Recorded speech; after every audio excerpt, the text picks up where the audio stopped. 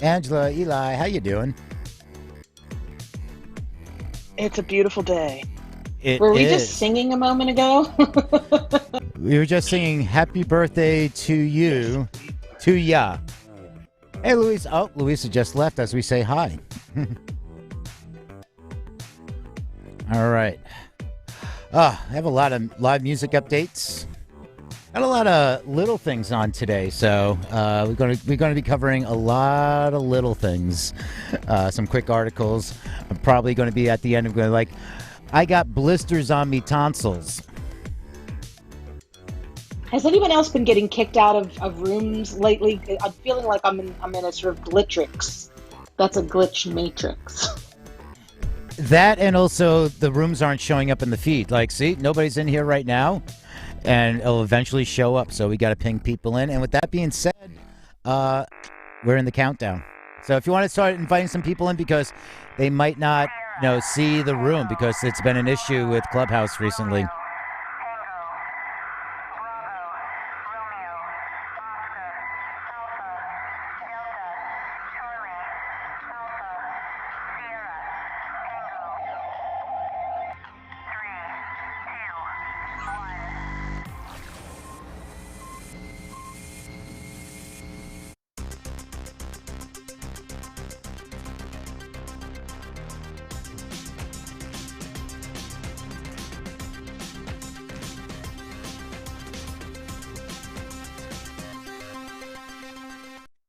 How you doing? Welcome to the Music News Power on the Music Industry City Network. And today we are going to talk about more catalog acquisitions because that's been a thing, and more NFTs because that's a thing, and live music updates.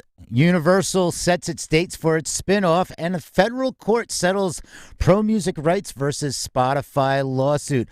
Plus, your daily Spotify update. It's a thunderous Thursday, and let's welcome my co-hosts Eli Window and Angela Randall. How you doing? Hello, hello. Right Hey, on. how's everybody doing? Want to welcome all the listeners joining us on stream as well. Hey, everybody, it's good to see you. Thanks for joining us for today's Music News Power Hour. Right on. Yeah, so we got a lot to cover. We have tons of like simple updates, but just important updates and things like, what's going on in the festival world, some good news, some not so good news. But first, how about Eli, we kick off with this day in history. Let's go ahead and jump in. We've got a lot to talk about today. First, we want to remember bassist Ronald Dunn. He was a bassist with Booker T and the MGs. He passed away on this date, 2012, in his sleep after playing a show at the Blue Note right before. That was Blue Note Tokyo. He had played the night before. What a way to go. We remember him. Moving on, birthdays today from 1941, American singer-songwriter Ricky Valens.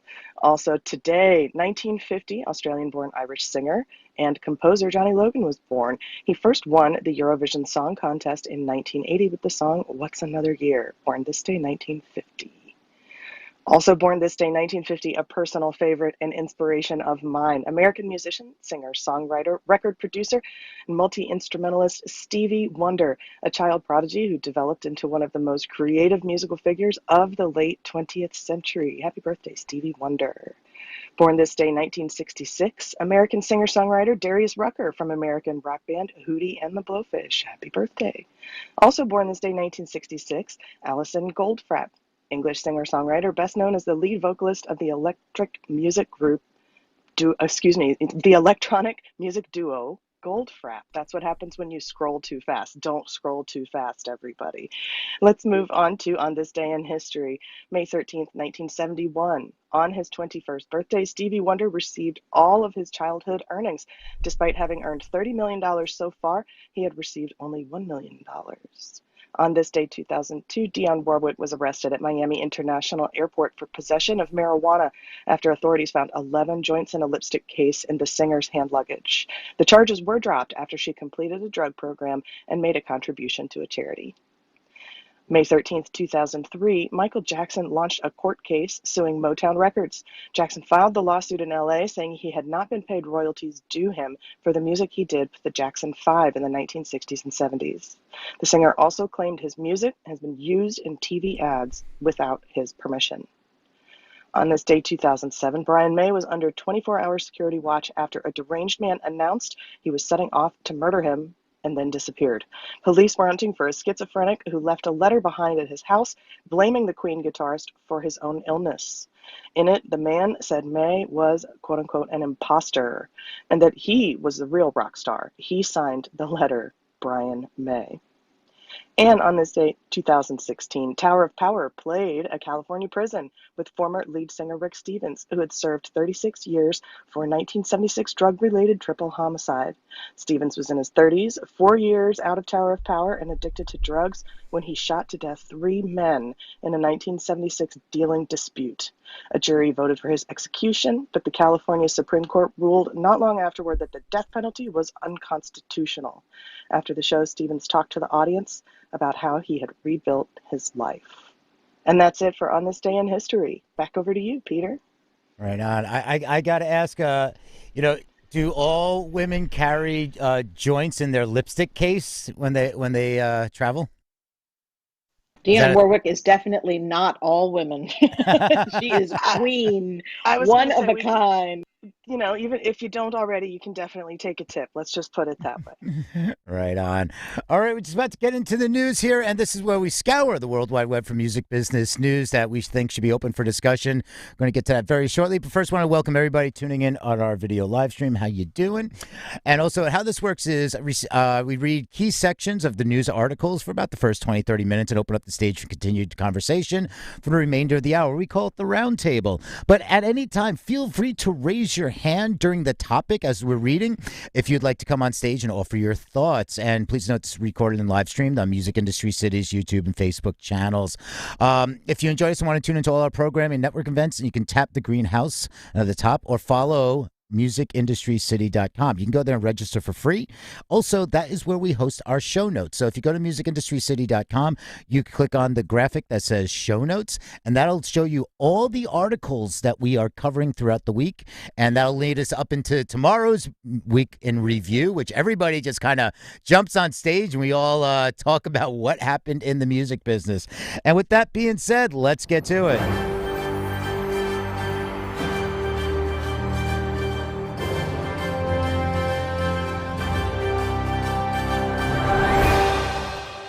All right, we are going to start off with something, about branding, how branding is very important. And this is from Polestar. Bowery Entertainment rebrands as Action Artists Group. Artist management, tour booking, and branded events company Bowery Entertainment Group has rebranded, with the company exec saying the new name Action Artist Group is more in line with its goals. And quote, Action Artist Groups felt right in a way that other names hadn't, says company co-founder John Damiano. It's more reflective of what we were about and what we do. Co-founder Jack White continues, following our merger, we messed around with a few names, but none of them really stuck. We even officially changed it at one point and went live under a name we didn't totally love.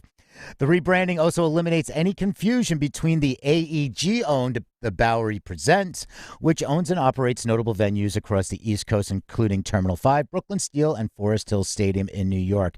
The company says it's been working hard for its clients as COVID-19 restrictions loosens in the United States. Vaccination rollout continues as, quote, as we all navigate the uncharted waters of the entertainment in 2021.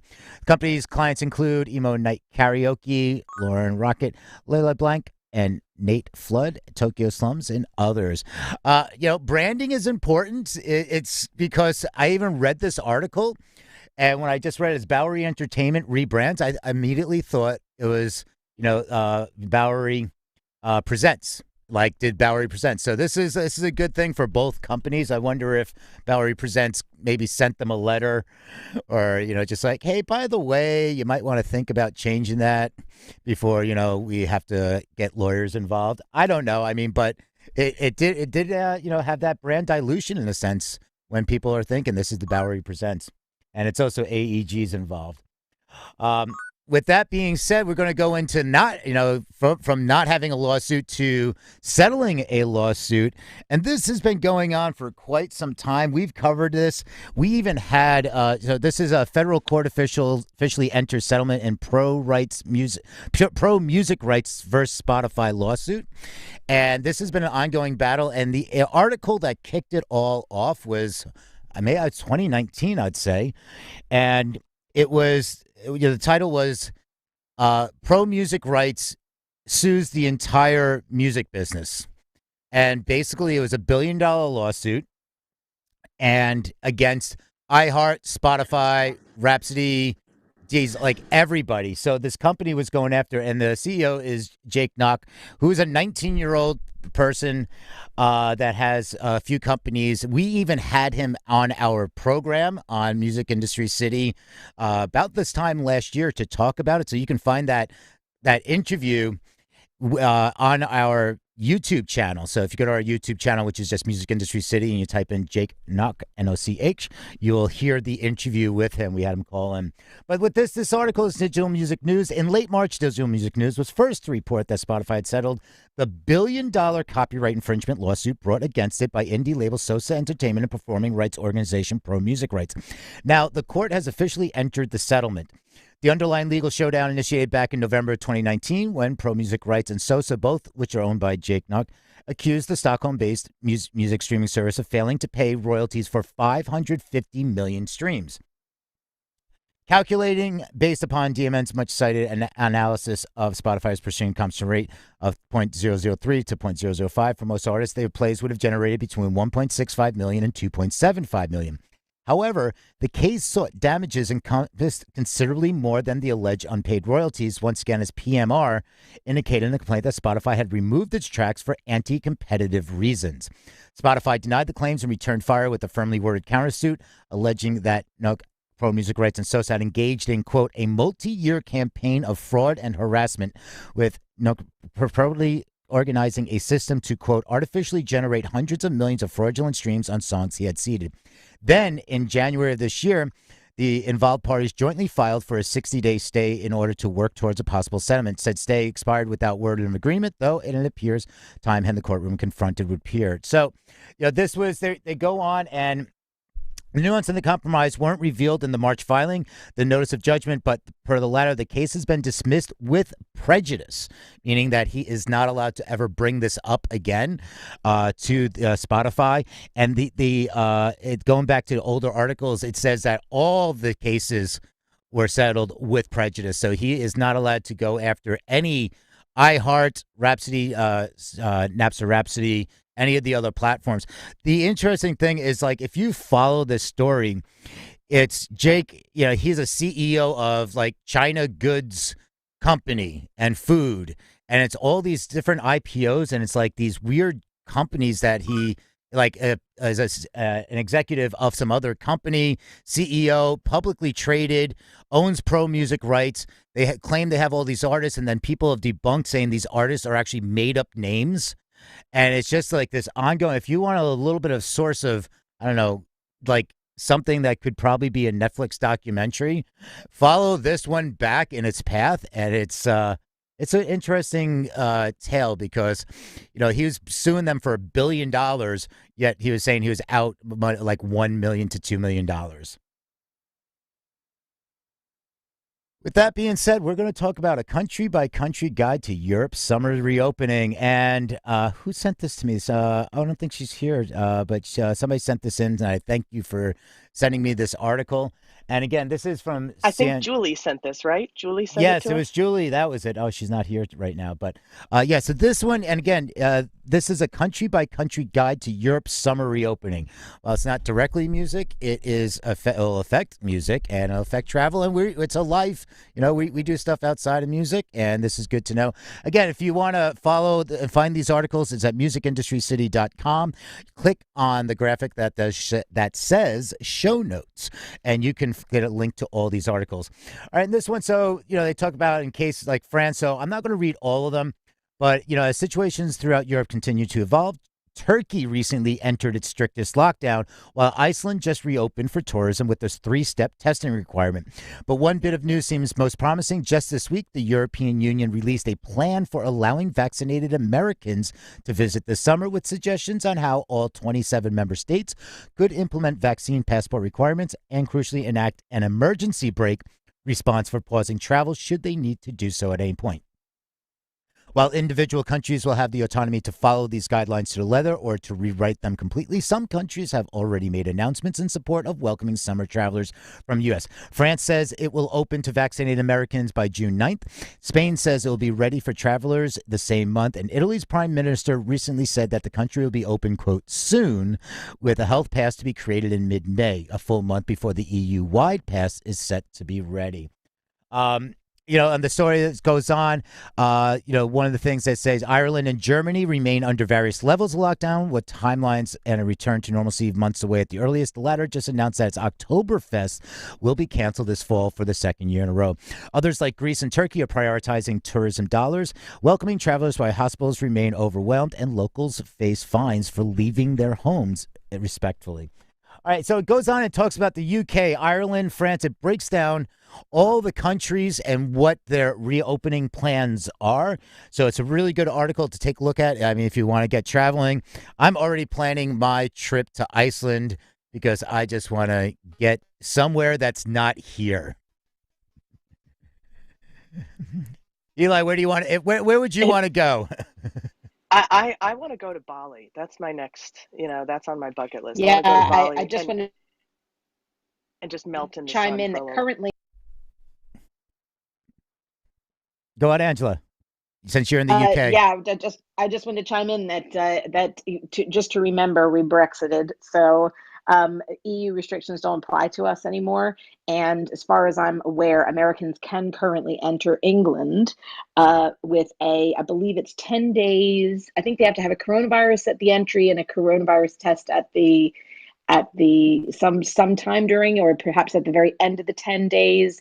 I was scanning the article to see if it's was specific about that, but I know there's at least 2 tests involved, and you have to quarantine for 10 days, but then you can freely move around in England. But if you wanted to go into Wales, Scotland, or Northern Ireland, there are still some restrictions, just the same as what locals are stuck with as far as travel restrictions to the other countries of the UK. But for the most part, I believe it's England you have to fly into directly and then do that quarantine and 2 tests, but you can do that now if you're American. How much extra is one positive?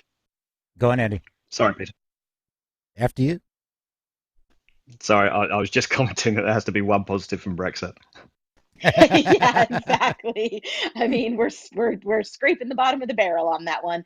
Do also bear in mind that that there's a new Indian variant that is sort of making landfall on a lot of European countries. So they're all being very careful as well, because there is still travel there was at least in the last month or so from India, and I believe it's more or less contained, but there's no travel now from India to the UK. So if that's where you're coming from, yeah, and our hearts go out to everyone in India. I mean, it's really bad. So. I know somebody as a side note, you talk about crypto and blockchain, and you hear that one of the co-founders of Ethereum just donated $1 billion in coins to help India out. So hopefully this things will get better. With that being said, going on to Polestar here. This one is NEVA, ESA, and others reveal reopening checklist safe in sound. Throughout the pandemic, NEVA, the National Independent Venue Association, and Event Safety Alliance have provided extensive guidelines for event professionals as the industry navigated the health and safety challenges presented by the pandemic. Now, with concerts of all sizes being announced for summer and fall, all the organizations, in conjunction with the Association of Performing Arts Professionals, Coalition of Performing Arts Centers, and National Independent Talent Organizations, have developed Safe in Sound, a thorough guide with CDC-compliant reopening procedures tailored to the live events industry's specific needs. It goes on, Safe and Sound compiles expansive yet easily digestible information and recommendations provided by the Center for Disease Control and Prevention and other public health experts, and delivers it in a form tailored specifically for our industry. The 6-page document, available as a free download, which if you go to this article, it links to that download, covers both front of house and back of house procedures with sections detailing air circulation, face coverings, physical distancing, temperature checks, food and beverage, health implementation, touchless experience, routine surface cleaning, vaccinations and testing, hospitality and catering, makeup and wardrobe and backline. That was a lot to say. All right, so it does go on, but it's if you are in the live sector, definitely check this out. And that free download is available in the article, and that is from Polestar. And while we're talking about live music, let's, we have some good news and we have some not so good news. And we've been following Insomniac with everything that's been going on in Vegas. And now they're saying that, and this is in EDMtunes.com, Insomniac cancels EDC Europe 2021 and pushes to 2022. Unfortunately, we have another not-so-great update. This time, it's EDC all the way in Portugal, originally slated for June 18th through the 20th. A decision has been made to move it to 2022. While it definitely is a bummer, it is the right decision for the festivals given the circumstances. The new dates are June 17th through the 19th of 2022. Many were and still are looking forward to the one-of-a-kind event. It's slightly different from all other EDCs. In addition to the 140 artists announced for the Phase 1 drop, the festival announced that its location will be on a beach. Insomniac's decision to hold off will allow for the safety of all who attend and allow for the festival to make it bigger and better than before. And this is just wrapping up with reference to Vegas is even with the difficult situation in Vegas, Insomniac still strives to take care of its attendees. The update posted on all social media accounts, EDC Europe explains that by Friday, May 14th, all current ticket holders will receive an email that will give them the option to roll their tickets over to 2022 or request a refund. And then they also said there will be more updates soon. On a plus side, let's go to the iHeart Music Festival and Vegas. It's returning to Vegas in September, and the two-day bash is scheduled for September 17th and 18th at the T-Mobile Arena, and tickets go on sale June 18th. So there's a few tweets here from T-Mobile Arena itself, and it just goes on. It's really brief, just update us now in its 11th year. The festival features dozens of the biggest names in music through this year's lineup. Has not yet been announced. Performance at the 2020 event, which was virtual due to COVID-19 pandemic, included Alicia Keys, Bon Jovi, Coldplay, Migos, and Miley Cyrus. And a broadcast version of the festival airs each year on the CW as well. So you'll be able to tune into this live. And one more, I wanted to add this one because we're talking about the Billboard Music Awards, and this is in Variety. Duran Duran to perform new single on Billboard Music Awards. I wanted to add this. This is a personal one. My very first concert was Duran Duran. So it's something that's, I've always been a fan. I mean, I'm just kind of dating myself. It was Seven and the Ragged Tiger tour. But yeah, so it says Duran Duran has been named as a performer for the Billboard Music Awards, where the group will offer the live premiere of a soon-to-be-announced new single remotely from England, bringing in as their collaborator fellow Brit Blur's Graham Coxon. Their appearance May 23rd will be the first on a BBMA's telecast by the group, the fourth artist to be named performance slot following the announcements for BTS, The Weeknd, and Pink. The single Duran Duran will be premiering will advance a new album, the band's first since 2015's Paper Gods. And quotes, Nick Rhodes has told Vogue in April, before the pandemic struck, there was a new Duran Duran almost finished. We were gearing up a lot of shows, like a lot of other artists, putting everything on hold. Keyboard player was doing the interview to promote an ambient side project he was doing with 1D Bevan, Astronomia. All right, so there's besides Coxon, the other collaborators that I've mentioned for the upcoming album include Mark Ronson, Errol Alkan, Giorgio Moroder, and Leaky Lee. I'm like, this is going to be really interesting. Wow. Yeah. And this year marks the 40th anniversary of Duran Duran's first album. Their second, Rio, is the subject of a just-released book in the 33 1/3 series by Nate Zaleski, also titled Rio. One thing I wanted to bring this up because this also is an interesting topic. They are talking about, they haven't released an album since 2015. And they are talking about playing a brand new, yet-to-be-released song on stage on an award show. And this goes back to, back in the 70s and 80s, touring was different. Releases, you had the bands following, and like they would say, okay, we dropped our new album. We're going to go into source support for our album. Or they'll play a new song to tease an album release.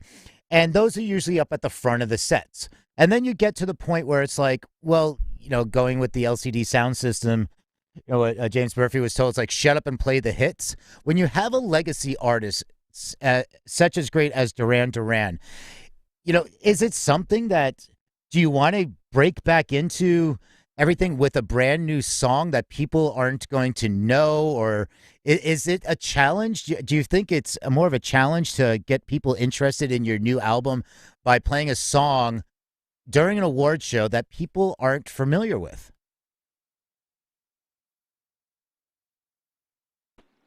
Is that Well, a question? Yeah, oh, go that ahead, is a Morris. question. Yeah, go on, Morris. Uh, you know, being a recording artist, um, coming from that position, I think they're doing it the right way to go ahead and perform and and perform a new single versus an old single. Here's I'll tell you why. Because when I look for an artist uh, that I follow, uh, I wouldn't want to hear the same songs or the same hits, right? So if I'm a fan, I would be expecting something new. So I don't think I'm answering your question right, but just my observation of the question, if I put it the right way, Hmm. uh, that's what I would do if I was a recording artist and I was a legacy artist. I would want to present something new to my fans. Yeah, and there's no right or wrong answer to the question. And Morris, yes, I appreciate it. And thank you. I mean, thank you because coming from an artist standpoint, it's interesting to see because the question, it's an open, it's like a thought piece question. It's like you haven't heard the artist, they haven't had a release, and it's just going on TV with an award show. So is it people aren't going to know them? Some people, the younger generation coming up, it's been 2015, so that's 6 years. They might not even know of Duran Duran. I mean, you talk about generations that like, hey, who's this Paul McCartney guy? He's going to blow up after That's performing exactly with what I was Kanye. going to say. That's exactly what I was going to say. Is that something, we've seen legacy artists definitely taking steps towards making themselves noticeable to new audiences when they perform with younger artists, when they perform with very popular artists who are much younger than themselves. And we've seen a lot of legacy artists do that. And I think that this is just this is another example of how a group that is trying to reach a new audience can find ways to do that. Because let's face it, if they weren't reaching audiences with their existing hits before, they're not going to reach them with a performance of an existing hit. And so I think this is savvy, regardless of the outcome. I think it will reap them some good benefits in terms of reaching out to some new fans. But I guess we're about to find out, aren't we? This is not even the first time they've done this. If you guys remember when the Wedding album came out, it was such a long time and they completely changed their sound. When Ordinary World was released, it was like it blew people Oh, away. I ooh. mean, it made En-ROADS, it was seriously like taking Guns N' Roses off the charts and taking, Pink Floyd off the chart. Like there were moments when it was like, what? Where did this come from? We had this incredibly different, they were like a whole new band. They were a whole new band to me, and I was relatively young when that track came out, and it was like, wow, I knew the stuff that I danced to when I was a little kid that my mom was a friend of. Sorry, Peter, fan of, but this was leaps and bounds above Rio. You know what I mean? And I'm be like, well, it was a whole different thing. So hopefully, my fingers are crossed for this. That it's going to be, maybe they'll come out and they're hip hop now. Who knows what? Hey, let me ask And this, just out of curiosity. This is Chris. hey, So Chris. every single award show, viewership is way down. Maybe this is Billboard's way of going, hey, here's something else we can try, right? I mean, I'm just saying. Thanks. Yeah, thank you. Good Yeah, point. it's a very good point. And also, I just want to go back to Angela's point. It's like when Ordinary World came out. I mean, how amazing is Simon Le Bon's voice on that? Oh my! Right? And Sorry, and come I'm undone. telling, To I'm have Ordinary fanboying out. World and yeah, we could do this all day, Peter. Yeah, To have Ordinary World and Come Undone come out back to back. It was like, who are these people? exactly. I So was sorry, Peter. go on, I Andy. was working with a dance or doing work for a dance label in the early 2000s when they did, I think it was Aurora who covered Ordinary World. And I happened to mention that I think that to the label guys that I thought they'd missed out on a huge opportunity, missing out on the harmonies, because the harmonies in that song are absolutely amazing. And I think they completely taken aback because I was just designing stuff for it. They didn't expect me to make any comment on the music itself, but the harmonies in that song are just awesome. We're all going to play it now when we finish the news. I know, and that's what's great about music. I mean, we're a little off the news, but that's what's great about music. It's like the fact that we can just come together and like talk about this. Like, I'm excited.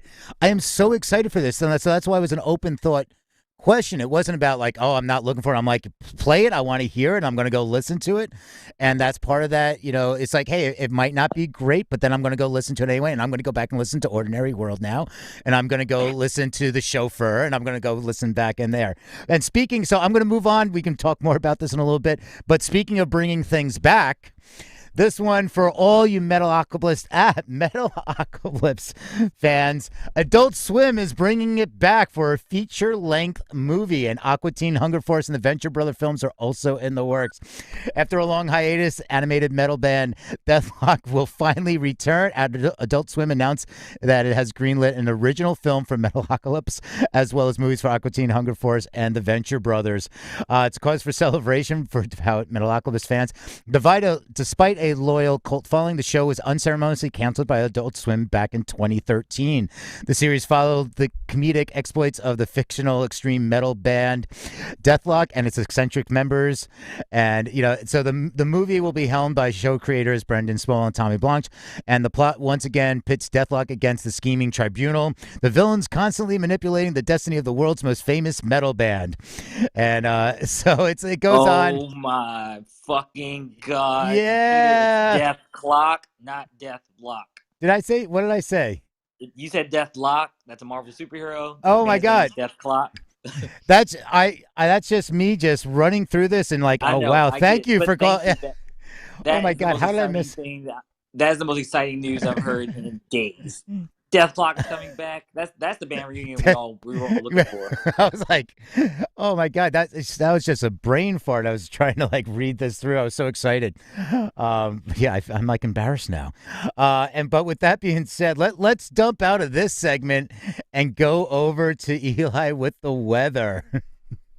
All right. We want to say hi to everybody who's tuning in, not just on Clubhouse, but around the world on stream. Thanks for checking us out here at the Music News Power Hour. We're going to take a look at your local weather where you are now. Heads up, the next storm front moving through may contain winds that cry Mary. Back to you, Peter. Right on. All right. Thank you. I love the weather report. So, all right, we're going to go into talk about those three letters, and this is in Variety. We're not going to talk much about it, but it's an ongoing thing. It's an interesting article, why NFT sales in the music business are still the Wild West and how it might be tamed. And in this piece here, it goes on. I'm not going to read through it. It covers some of the basics that we all talk about on a daily basis. But, it starts off, the music industry didn't catch on to the NFT craze until the last 6 months. Now, major players hope to follow indies into the market, but the more stakeholders there are, the steeper the hurdles. We cover this, you're talking about NFTs the other day, and just about paying attention. You were looking at the drops, the amount of Ethereum, gas prices, what you're getting into. So it's like, just be careful and make sure you really do that research.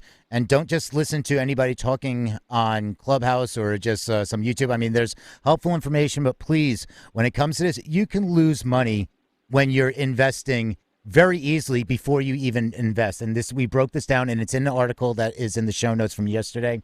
But what they're saying is, as Lee Parsons, CEO of Blue Box, a blockchain-based music company, puts it, the space is the Wild West, and although he believes it's an exciting time to be working in NFTs, there are risks too.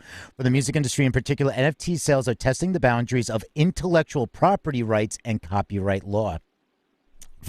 So it goes on with the background just about, what NFTs are. So it's a few articles, and they talk about, of course, the crypto kitties and everything. But, so far, one of the most popular forms of NFTs have been audio-visual, meaning a graphic paired with an audio recording. But these can easily become a copyright mess because these sorts of NFTs likely contain the work of multiple artists, including visual artists, songwriters, producers. Dina LaPolt, an entertainment attorney and founder of LaPolt Law, warned that minting these, quote, becomes murky because there's other owners and controllers of copyright with you in the NFT.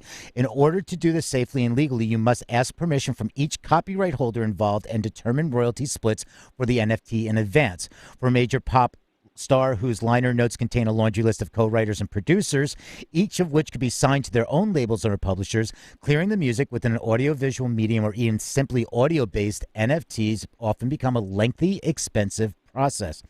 This might explain why, to date, 57.1 of music-related NFT sales have been made by independent artists and brands.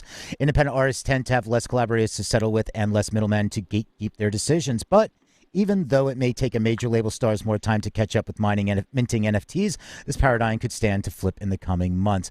So she urges artists to beware of using the intellectual property of someone else.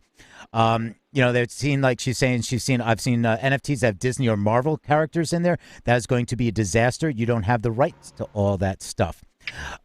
Moving on to like even deeper into the article, it talks about, it's like when you buy a CD, you don't own the intellectual property just by buying, but you own that unique physical copy of the record.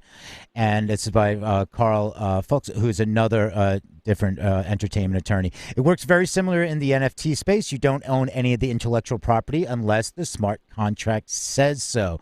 So if you're trying to buy and trying to buy a small piece of copyright before, you're talking about $50,000 to $200,000 in legal fees just to start the process of buying it, explains Parsons, the Blue Box CEO. Now we can set this up to record on the blockchain easily. So this really gets in depth here.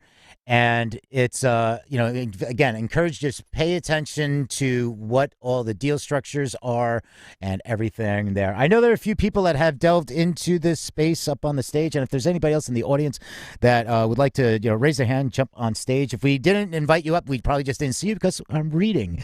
So does anybody wants to chime in something about, the different kind of splits and copyrights and everything that goes into or their experience with NFTs? Oh, my word. Andy. I mean, you don't have to, Andy, but baited. You know what? It goes so deep. Sorry, Rennie. No, I thought Peter, it was like NFTs were just so over discussed. Don't we have other things to talk about? It's news. Yeah, I think you just need to remove those three letters and just say, if it wasn't an NFT, could I do this? And then you'll probably have your answer, because most of these things are questions over things that you just wouldn't even contemplate doing if it wasn't anything to do with an NFT. You wouldn't think that you could get away with putting your music on something and putting Mickey Mouse on it. It just wouldn't cross your mind. So just remove the NFT and then think, would I normally be able to do this? If not, don't do it. I work with a company that actually creates certificates of authenticity for legitimate artifacts, like physical, real artifacts, and or the digital versions that people are using as their NFTs. And about 90% of the emails that I forward through to my CEO are reports that say, I vetted this person, they're using something that has intellectual property belonging to someone else. We can't prove provenance, we can't authenticate, move on. And it kind of goes into this inbox in his files that he reviews. And if there's anything that I might have been wrong about, it gets sent back to the lawyer or gets sent back to me to review. But on average, if we're getting 100 emails about it, we're able to authenticate one, either a piece of digital or piece of physical artifact out of 100. And we get way more than that. I'm not the only person that fields those emails. So trust me, it's robust, the amount of things. And my brother helps to create. He's an attorney, and he's based in New York, and he helps to sort of with his artists and the influencers he works with, who are all trying to mint NFTs, and they want to use things they obviously can't. And there's no amount of manipulating a smart contract that you can do that's going to take something that someone else made and make it possible for you to say you made it or say you created it and sell it on. I don't care what you try to do. It's just not possible. Sorry, just so I understand. So an NFT basically has to be something that is original. I guess that's that yes, unless you've got permission. I think that's probably Yeah, that's Yep, a good exactly. guide for everything. right. Even if you own the physical artwork, even if let's say your dad painted a picture and you wanted to make an NFT out of that picture, if you own the artwork without permission, if he's still alive and he hasn't given you permission, or you don't have the permission from his estate to use it, the amount of red tape that you have to go through to prove the provenance of that, and that you in fact have somehow inherited it and own it and all of this, it's just not, it is not worth it unless your dad is like Picasso. Yeah, exactly. All right, so yeah, it's and the big thing that the takeaway is that pay really, if you're getting into this space, really look into it, pay attention, research, ask professionals, talk about, because here's the issue is there are hidden fees in everything, and that is actually the next article that I just wanted to tie this in. And again, all the articles, you can find these in our show notes, which is at musicindustrycity.com.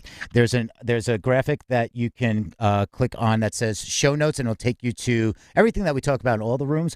But this one is from zloader.com, and it's just, I'm bringing this to the attention for everybody to be aware. It's 5 hidden costs when acquiring cryptocurrency. And I'm not going to get into it, but one of the things is that you talk about platform fees, which are charged on the platforms where trading takes place. So that's just like in like forex and stockbrokers pay fees on the banks, etc. There are wallet fees. So even before your tokens reach the broker platform, there are costs you incurred along the way. Unlike network fees, which applies to everyone, the wallet fee is avoidable. So there's different ones with your address.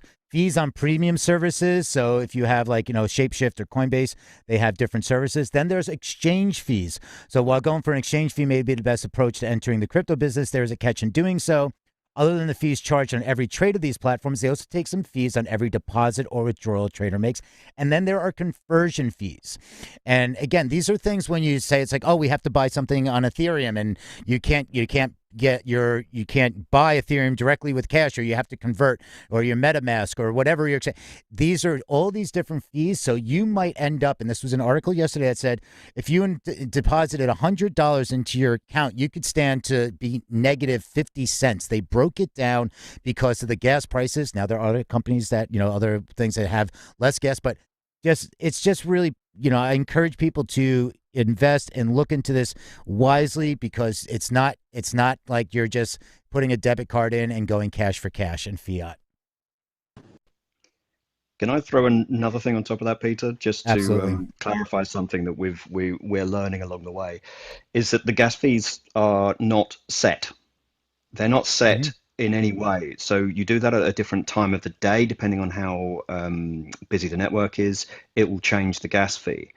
So if you think of a simple arrangement of 2 people going together to work on an NFT that you sell, and you have got a 50-50 split on that, when you get to transfer the 50-50 split out, you're not going to know what the gas fee is when you pay, say you're the person who's looking after it, you're not going to know what the gas fee is when you pay that other person. So you're not going to know what to pay them minus the gas fee until you've paid them. And if you paid them the full and then said, but you need to pay the gas fee back to me because that's cost me this much to do this, because the gas fees can be like $50, then when they pay that back, they're going to have to pay a gas fee on paying that $50 back, or whatever that is in the equivalent of Ethereum. So there is literally no way you can work out the finances afterwards. You have to take a rough stab at it and hope for the best. And your gas My fee name can is change in a Audra. second. Audra, Can I ask a question? certainly. When you were talking about that, Andy, it was interesting because in my view, from just business owning a lot of, I would just take on that fee if I was the one that was directing that NFT, $50 or whatever it was, and it would matter. I mean, it wouldn't really matter. I feel like if it grew in value to a point, that gas fee wouldn't matter to me. I would be like taking that on as a business expense, and I would be able to write that off in my expenses. You know what I mean? So that's how I was thinking of it as you were saying it. Thoughts? It's much more than I a business guess, write-off. I can tell you that yeah, I much. think it's a collaboration. If you're in the position where most of the NFTs are happening, they're happening between 2 artists, one artist maybe, but if they are going into a collaboration, it might be a recording artist at its simplest form, basically no other interests in that music, but they'll also have possibly a visual artist. And then if they go into it 50-50, who is the person who's looking at who's the business expense, who then transfers it, who pays for those fees, what are they? And if it works out that the fees are not enough to then pass it on, at what point do you pass it on? Who's in control of that? What, there's fluctuations in the price of Ethereum, for example. Everything's just suddenly dropped over the last 2 days, but Ethereum's doubled in the last month. Exactly. So the timing's important too.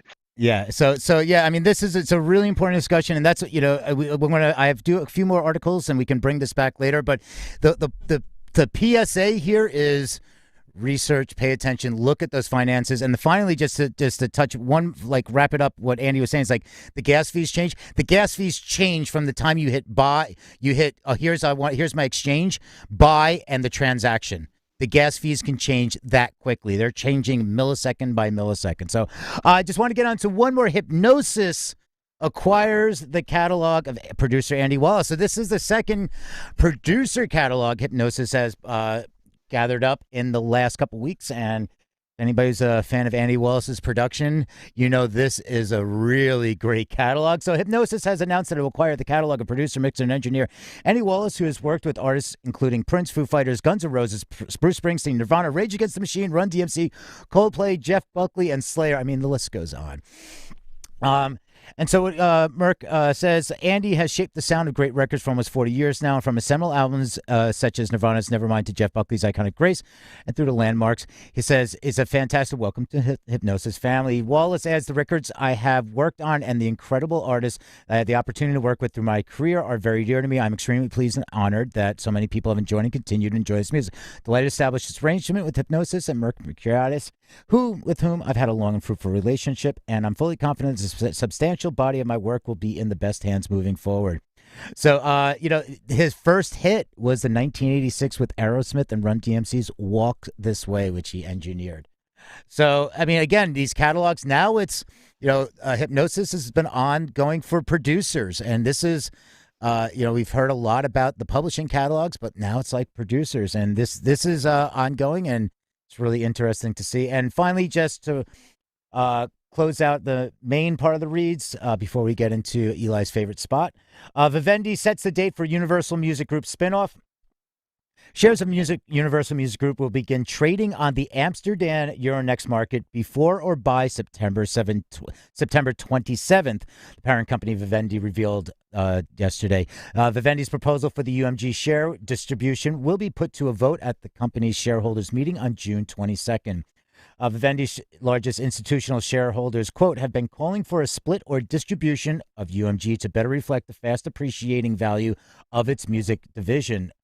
Vivendi's own valuation suggests UMG is being grossly undervalued. On Wednesday, Vivendi's market value was 32.4 billion euros, or that's just over 39 billion in US dollars, slightly below Vivendi's estimated of 39.84 billion. For UMG, even though UMG accounted for 45.8% of Vivendi's first quarter revenue. So it goes on to other stats and, lots of numbers and percentages that I'm not going to read. But again, you can find this over on Billboard. And with that being said, Eli. It's that time again, the big green dot. It hits the spot. We are moving into the Spotify spot here on Music News Power Hour. We are here 12 to 1 Eastern every weekday, Monday through Friday, with all the news that you actually care to hear about and discuss. You can join the discussion either by typing us a question or comment into the chat if you're on stream, or by raising your hand in the Clubhouse room for Android and iOS. Welcome to everybody who's joining us. Don't forget to tune in tomorrow for our Friday Weekend Review. We're going to be discussing everything that we didn't get a chance to cover this week right here in the Music News Power Hour. So if you'd like to contribute, please feel free to type in the chat or put your hands up in the Clubhouse room. We are moving into the Spotify spot, the final portion of our headline segment of the show, and then we'll be opening the floor for discussion. Peter, over to you. Let's have our Spotify spot. All right. Excellent. And this is from Digital Music News. And we talked about some of the other patent that has brought some contention to people. And this one starts off, is this yet another Spotify surveillance patent? Spotify has come under fire for its surveillance patents that monitor users to mine data. Here's a new one. All right. So Spotify patents for listening to emotion from a user have rightly gotten a lot of pushback, but the music streaming giant continues to register surveillance patents for gathering more user information. The latest patent involves monitoring smartphone device sensors for various environmental conditions. Quote, these sensors are capable of providing raw data with high precision and accuracy and are useful if you want to monitor three-dimensional device movement or positioning, or you want to monitor changes in the ambient environment near a device, the patent reads. Using device sensors to detect what a user is doing is what Spotify is proposing. For example, using your device's accelerometer to know that you're driving during your commute and prefer to listen to podcasts at that time. Here's the example Spotify gives in the text of the patent. Quote, for example, the system can monitor that a user has returned home using location signals and has connected their mobile device to the wireless speakers in the kitchen using co-preset device signals and proximity signals at 7 p.m. using time and date context signals. The patent offers as an example. But having built up the context generation for the specific user, the system knows that such a user listens to music while cooking dinner in the kitchen and understand what songs the user usually listens to during this activity. Accordingly, the system can identify these signals and monitors the fact that the user is going to start cooking and might be interested in listening to a suitable playlist. The system can then send a push notification to the user suggesting a suitable playlist, which the user can initiate as they start to cook their dinner. And it goes on. It's like, always go to the gym at 3 p.m. after work on Thursday. Spotify wants to offer you your favorite workout tracks. These kind of things can seem innocuous on the surface, but they help build an identifiable profile about the person. This kind of data can also be used to tailor advertisements to users. If the user in Spotify's example is a free tier user, they may hear ads for meal delivery services like Blue Apron or HelloFresh. The idea is to serve up ads that are relevant to what you are doing, which is exactly what this patent facilitates. And I'll end on that is it for the news reads. And I'm going to end with that one. It's like, hello, Black Mirror episode. Right? That's exactly what it sounds like. Any thoughts on this from anybody? I wonder which one they had as a priority, whether it was serving up playlists that you can cook your dinner by or selling advertising to HelloFresh. Let's see. We'll chalk that up to three possible answers. First two don't count. I was going to say a little of column A, a little of column B, except none of column A. I think the CEO of Spotify has been having lunch with Mark Zuckerberg. Oh, no. They've been having lunch since 2010. Because now they're having breakfast, lunch, and dinner. Exactly. Now, yeah. Now, and a customized playlist while they're at it on their yacht in the Mediterranean. Yeah. Oh, is there a boat thing now? Yeah, there's a boat thing. Well, he didn't get the football team, so maybe he'll just go be on a yacht. But here's the thing, and when I say that, they've been doing lunch since 2010, is we have to remember when Spotify launched in the U.S., early adopters could get in and not have to tie their Facebook account to it. But then it was you had to tie your Facebook account to it, and then they kind of did away with that. But you can still link your Facebook account. But I say that was probably that's going to go down as probably one of the best deals ever made between between any two massive technology companies and social media and streaming, because that deal, it's just a handshake, like, oh, here, just connect them. Nothing. And now everything's coming to fruition over a decade later when you can go to Facebook and see on the bottom of your Facebook, it's like, hey, play a Spotify song, play a podcast from Spotify. This is all tying together, and the data, I mean, this is, Social Dilemma, all the other kind of, documentaries on Netflix right now. So it's going to be a green mirror episode, not a Black Mirror episode, a green mirror episode, right? It'll be a green and blue, or a blue and green. Can we just go back to worshiping Andy Wallace, because he pretty much created the soundtrack of the first 20 years of my life, and to see that his catalog is being preserved and represented by what seems to be a pretty decent organization makes my heart sing a bit. I just love him. You know something? When you have a producer such as Andy Wallace, and there's a few of them out there, and we know who they are, and like the Rick Rubins and stuff. I mean, that they become the brand name. This goes back to branding in music when liner notes and why liner notes, and people are talking about like Spotify, you know, why can't Spotify and the other platforms like include all those liner notes and producer credits and be able to link and create the playlist or something of those producers and engineers and things like that? Because, you know, I'd probably listen to, you know, Alan Parsons being an amazing engineer, amazing, he was an engineer on Dark Side of the Moon. And many people don't know that. They know, like, growing up, it's like Alan Parsons Project, but no, he was an engineer on Dark Side, and, you know, one of the greatest mixed albums, the greatest mixed album of all time. And you think about this, and you're like, Andy Wallace. It's like you pick up that record, and you're like, oh, Andy Wallace produced this. I'm buying this. You know, you talk about that the brands, me. yeah. Anybody else that was like, you know, a producer brand or like a label, like you just said, hey, it's on this label, it's this producer, I'm going to buy it, or if you're on the fence, that would sway you? 4AD, Creation, Danger Bird, Sub Pop, and Andy wasn't the only one. I mean, producers like Flood, Alan Moulder, Steve Lillywhite. I mean, there were producers of that era that were big. Brian Eno, that were bigger superstars even than some of the artists that they worked with. Yeah. Clive Davis for me. If his name's on it, and I'm buying it, and I'm probably gonna love it. I love his work. All right, Eli, I think we're going to get to some of the final thoughts here. Okay, we are moving into the final few moments of the Music News Power Hour. So we're going to be checking in with folks on the stage here in Clubhouse and folks on stream in the chat. Let us know your final thoughts about today's headlines.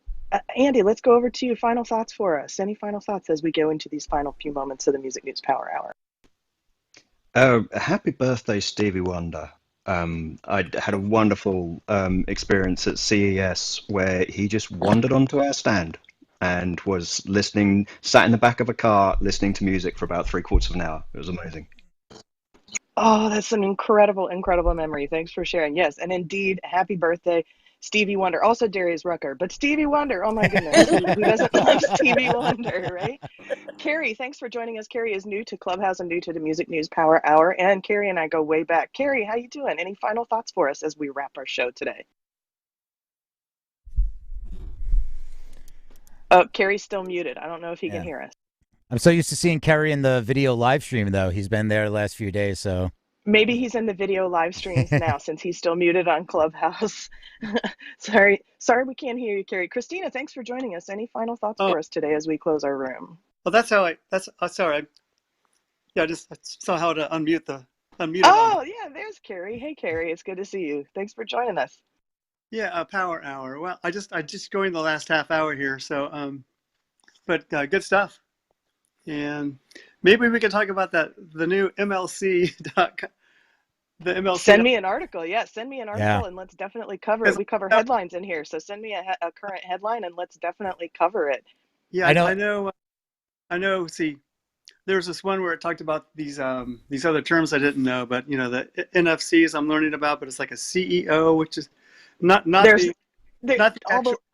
the acronyms, right? All the letters. It's getting crazy now. The stuff that you have to know. We could have a whole separate room on acronyms in the new landscape of the music industry.